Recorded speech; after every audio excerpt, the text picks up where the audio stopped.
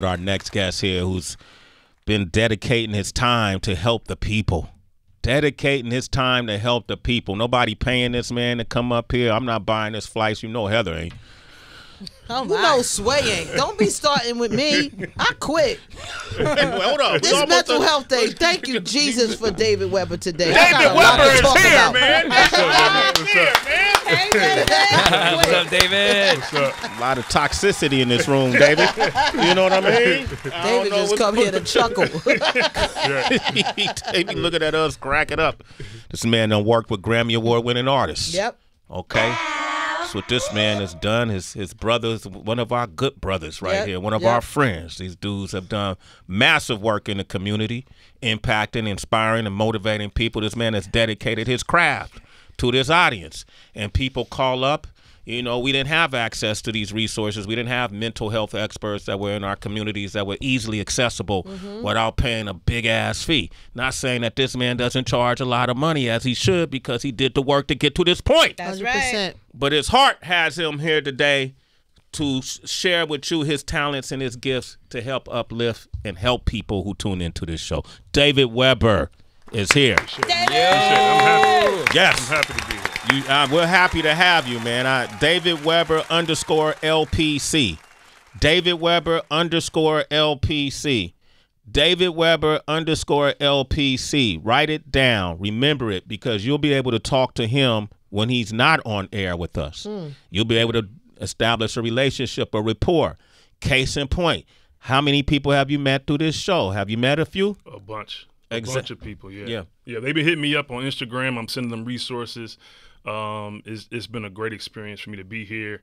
But most importantly, you know, to be able to help the people. That's my purpose. You know what I mean? I have my work, but also have my purpose. My purpose is to help the people. Man, the people need your help. It's some trying times right now, David Webber. It's reminiscent of about 8 years ago. Remember 8 years ago how the whole country was stressed, depressed, angst? We just couldn't even sleep right. Facts. You know, a lot of it was charged with the politics that are taking place, right? I'd say the same thing is happening now, right?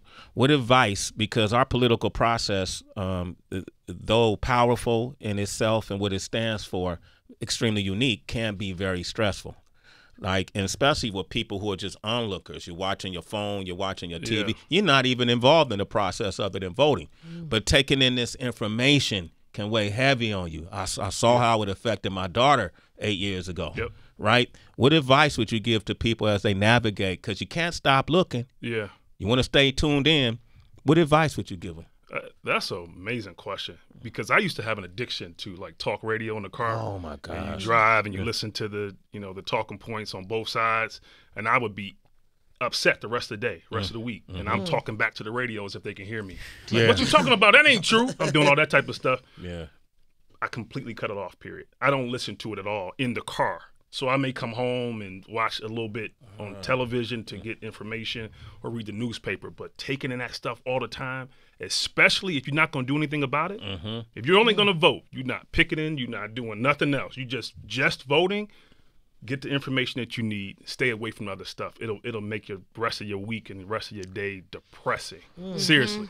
Seriously. Wow. Especially if you're not going to, because there are people out here who are actually doing stuff. So they have to take in the information as much as they can. But for someone like me who's just going to vote and take it, I don't need to be listening to Rush Limbaugh. He's not alive anymore, but I don't need to be listening to him all day long, getting mad, listening to that show. That doesn't help me out. Does that make sense? Yeah. So stay away from the stuff. If you're not out there in the trenches, get the information that you need and leave the rest to people who are actually doing the work in that area.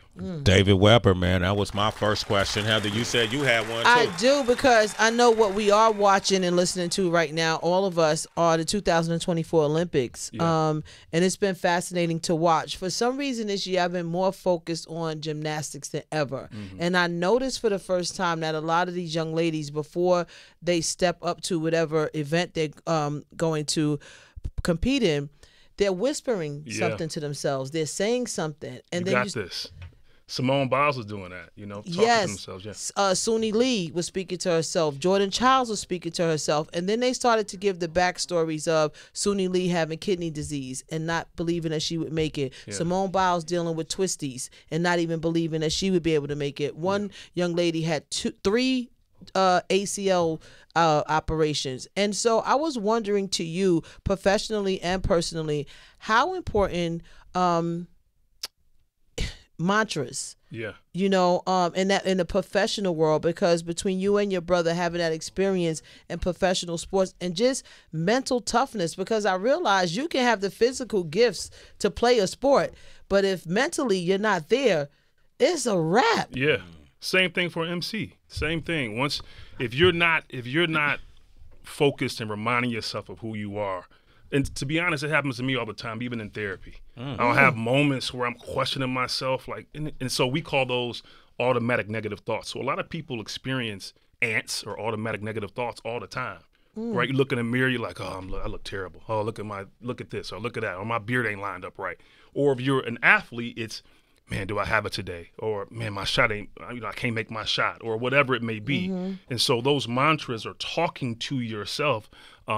It actually help get rid of the automatic negative thoughts, because those happen automatically. They come up, you can't help it. So one of you that's in this room probably this morning looked in the mirror and went, man, right? Just a quick thought. It may have been a moment. It may have been one moment, but it's a quick thought. So you have to talk yourself. You have to speak to yourself. You have to encourage. There's a gospel song called Encourage Yourself. You have to encourage yourself. If you don't encourage yourself, who else will?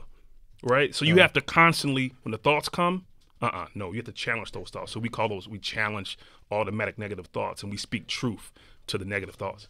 Wow, yeah. I like that. I do that all the time, man. Yeah. So what happened this morning? I was looking at myself in the mirror from not being in the gym since July. Yeah, I had some ants. Some ants, right? Some ants in your pants. And then I had some cants. I challenged all the negative thoughts and said, I'll go to the gym today. Okay. There you go. Some cants. Control those automatic negative thoughts. I got you. David, I like it. Great acronym. You got that, Kalani? You got that, Kalani? Well. Okay. BB? All right, great. David, I'm wondering, I wanted to talk to you about how children are impacted by their parents' dating lives, by multiple marriages, by being in and out of blended families. Because a lot of folks, in addition to politics, in addition to the Olympics, they're on divorce watch when it comes to Jennifer Lopez and Ben Affleck. Now, we have no idea what's going on behind closed doors, right? But for the sake of this conversation, Jennifer, she's been in multiple marriages, right? She always gives love a chance. She has 2 children who are in their teens. And even outside of this marriage of Ben Affleck, I think about Alex Rodriguez, who she was in a relationship with for a number of years, and he had his own children. But taking it beyond this celebrity's life, obviously there's many people who have a mirrored world to Jennifer Lopez and Ben Affleck. What are some things that folks should keep in mind when introducing new partners to their children, and also what to discuss when those relationships that the children themselves become invested in dissolve? Yes. So most families, blended families or otherwise, do one of 3 things. So they either have conversation, which is rare, or avoidance, which they don't have a conversation at all, or they have confrontation. And so people love confrontation. That's when they're ready to, they're talking to you and really they're just confronting you and they're going off, right? Yeah. Families don't sit down enough and have conversations. Listen, I love this woman. She's amazing. She's fantastic. And yet we're not working in a relationship. This has nothing to do with something that you're lacking. In other words, you're not causing our breakup, right? So sometimes children, especially young children, think that they did something. Like, right. Mom, why are you leaving Dad? Or so when you're introducing people to your children, first off, date a while, please. Don't introduce someone in week 1. You just met the person. Yeah, you don't even know how long, like 6 months. Yeah, I don't know how long. I think is for each specific situation, but. You just met the person a week ago. Don't introduce the person to your child. Yeah. Get to know them first. And liking someone is one thing, but and of course, you may like someone, but what's their character? What's their core values, right? So once I'm thinking about those things, your core values, who you are, do we share similar beliefs? Are we on the same page? And I'm getting to know you. It seems like you're the person is lining up with who you say you are, and the actions are lining up. Yeah. Then yes, I may introduce you to my children, but I'm having a conversation with them first, and I'm setting some boundaries around that introduction, right? So it's not just hey, this is so and so. There's a conversation with the children about how I'm going to introduce you, who this person is, perhaps how I met them, like whatever information you deem to be appropriate. But you just don't randomly introduce people to your children. I think that's awful. Yeah. We got David Webber here. We're talking about everything at this point, but mental health specifically. If you have any questions, 888-742-3345. And you can follow him at David Webber _IPC. LPC. I'm sorry. Yeah. It's the wrong degree, Sway. Oh, shit. There go DB, y'all. Well, I have a question. I was just debating if I was going to ask it. Let's come back with it. All right, cool. And then Mike has a question as well. If you have a question, citizens, 888-742-3345. We got clinical mental health counselor, therapist. The one and only David Webber is here. David Webber _LPC. We got, I'm going to take 1 or 2 calls. I know Mike and DB has a question. Kalani, who do we have on line 1? On line 1, that's Stephanie from Cali. How you doing, Steph? Welcome to the show. Hello. Hey. What's up? So tell us. Okay, I have a... Go ahead. Go for it. I have a teenage daughter, and she's been battling with depression for about 4 years now. I've been getting her counseling, therapy, and they put her on medication, and everything seems to not be working. She has good days, bad days, and how do I continue to support her without them, the people taking them away from me? Yeah. Is the depression, how does she present? In other words, is she like super sad looking around the house? Is she laying in bed most of the day during the summertime? Like how does she present? She's very vibrant. She's in cheerleading, sports, but when she gets home, she's in the room. She's closed off. So I try to take her out of her comfort zone and bring her around me more and staying out the room, but it just seems like I'm bothering her. You get what I'm saying? It's like I do. So first, you're doing everything right in the sense of giving her the resources that she needs. So props to you for doing that. A therapist, if she's getting medication, that means she's seeing some type of psychiatrist. That's extraordinarily important. Teenagers that's tough because you don't know what the depression is related to, because sometimes they don't talk, right? And so hopefully, but real quick, how long has she had this particular therapist? How long has she been with this therapist? For 2 years. For 2 years. Okay. And are you all having conversations, like checkups, like every 3 or 4 months, checking in with each other? Yes, we have group therapy. My daughter's very transparent. She talks about her emotions all the time. So she tells me what's wrong, but when I try to help her, she's like, Mom, well, you can't help me. And I'm like, okay, well, I'm here to help. But when she got to her therapist, she said, my therapist can't help me as well. My therapist cannot help. Yeah. That's what she says? Oh. Okay. Yes. So I would check in with her and see if she's open to being with a new therapist. Not because that therapist is doing something wrong, just because with teenagers is very difficult to make a connection, and for them to open up. And so I experienced that myself with my clients as well, teenagers. It takes a while sometimes, but 2 years in, there should be a plan. And the depression should be coming down some, particularly if she's on medication. And so I would just look into perhaps getting another therapist. And again, not because that person is doing something wrong, just to hear a new voice sometimes. Might be a different fit. Yeah. Thank you for your call, but I also suggest that you speak with David offline. I feel like y'all should establish a rapport. David, tell her how she can reach you. Yeah, the best way to reach me, I'll respond within the hour, is through Instagram. So David Webber _LPC, and I'll respond, and then we can exchange information. I'll give you a call, and I'll help you get some more resources. Okay, perfect. Thank you. Appreciate it. You and your daughter are citizens, yes. all right? In the morning. Mike Muse. Yeah, I have a question related to, I think, youth. It seems to be the theme so far today. I have a question, though, regarding youth and technology and really social media. There is this conversation happening in society right now where they seem to blame technology or really social media as a cause of a lot of young people's mental health. I'm just wondering, do you think the parents have a role in this? And also, too, what can parents be doing to help their children with mental health in this social media age that we're in? Yeah, especially when children are young. So between newborns to 7 years old, 9 years old, giving your children access to social media is not helpful at all. Them seeing what's going on in the world and comparing themselves to other people at that age is harmful. It's harmful for a teenager, but particularly at that age when they're comparing themselves to other people, I don't see personally any benefit for a 5-year-old, a 7-year-old, a 9-year-old having access to social media. I don't see any benefit whatsoever.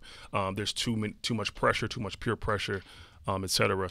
So if you can sort of curtail that until teenage years, I think that's best. Also having conversations with your children about the reality versus what you see on there, right? So if I post something on social media, I can make my life look exciting and amazing, right? Fantastic. But the reality is that's not everyone's life. And so if you're looking at someone else on social media and comparing yourself to that can be very harmful for kids, particularly who at that age, there's a lot of peer pressure to, wear the flyest clothes and go to the best schools or whatever it may be. And so have conversations with your children about the reality of life. I know how that person's life may look. The reality is everyone just posts the best of themselves. They usually don't post the worst of themselves. Yeah. Thank you for that question, Mike. DB, I'm going to let you end it off. All right. I haven't really spoken about this, but if I'm going to talk to anybody, it might as well be you. I lost my mother back in April, and since then, I've been taking care of her for the past 7 years. She had been diagnosed with severe dementia. And lost her home in a fire. It was just like a myriad of just terrible things that just happened over the course of 7 years until she passed away this past April. And since then, I've noticed that a lot of the stuff that I guess you could deem bad habits, I've just let go of. I don't drink soda. I don't drink alcohol anymore. I work out. I eat better. And it's almost like I couldn't do that while I was taking care of her. Maybe it was just too much handling her situation that my mind wasn't able to take on exercise and eating better and taking care of myself. But since then, it's just my mind has just opened up and has been accepting of these new habits that are healthier, and I feel better and my mood has changed and I feel happy. Sometimes I almost feel guilty that I'm feeling better. That's normal. So I just want to know if this is something that you're familiar with. Is just a short-term stage where my body is just trying to, get one foot in front of the other and make it to the next day? Or is this something that is just normal? The body just readjusts whenever it gets a gut punch in, reality situations. So, I don't know. I don't really know where the question is there, but it's just, it's odd to me. No, I hear you. So grief is very complicated. Grief doesn't have an end date, right? So it's not by this time next year I should be okay. So there's ebbs and flows to grief. So it sounds like right now that you're taking care of yourself, you're doing everything you're supposed to be doing, but if you feel differently in a month, that's okay. So the stages of grief, you may experience acceptance at some point, but then you also may experience guilt or shame or something else later on down the line. So there's ebbs and flows to it. So right now you may be doing well. If you're not doing well in a month or two, that's okay too. And if you're doing well again 3 or 4 months later, that's fine too. But people often feel guilt when they sort of move on or they're doing better in life or the person dies and they've went back to work or they're doing fun activities and going to museums and those types of things. They often feel guilt. What is it about, though? Why do we feel guilty under those circumstances? Because we feel like we're supposed to feel sad for a certain amount of time. And then because you're not really feeling sad and you're being active, you feel guilty? Or you may feel sad, but you still may be active. And so there's a guilt to, okay, if people see me out or is this the right time to be out? The right time to be doing something fun? It's only been 3 months. since the person died? Yeah. And the answer to that question is everyone grieves differently. And so some people, they laugh. You ever seen someone laughing at a funeral and they're just making jokes? Well, comedy or jokes for them is their coping mechanism. That's how they get through it. It doesn't mean they don't care about the person who died.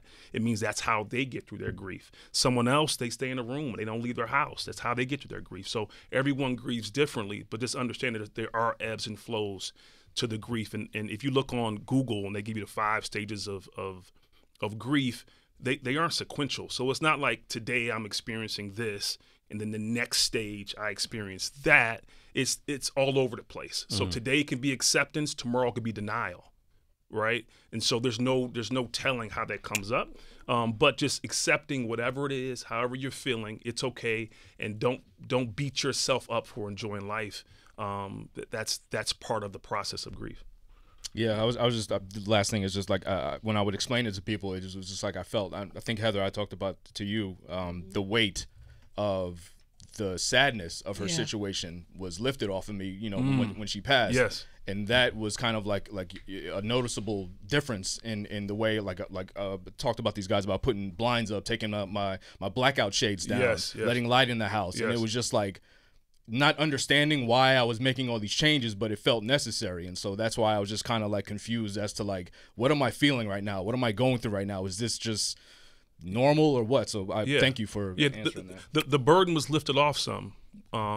The burden was lifted off some. That's a heavy burden to take care of someone and to watch someone suffer too. That's really heavy. Yeah. And so even though there perhaps is a sadness, there's also perhaps some joy for that person that they're no longer in that pain. Relieved, right? Yeah. And DB, I want to thank you for being so transparent and sharing that part of your life. Can we say your mother's name 3 times so we can signify? Cheryl Barton, Cheryl Barton, Cheryl Barton. Rest in power, Cheryl Barton, man. Round of applause, man. Come on. Appreciate you, homie. Thank you.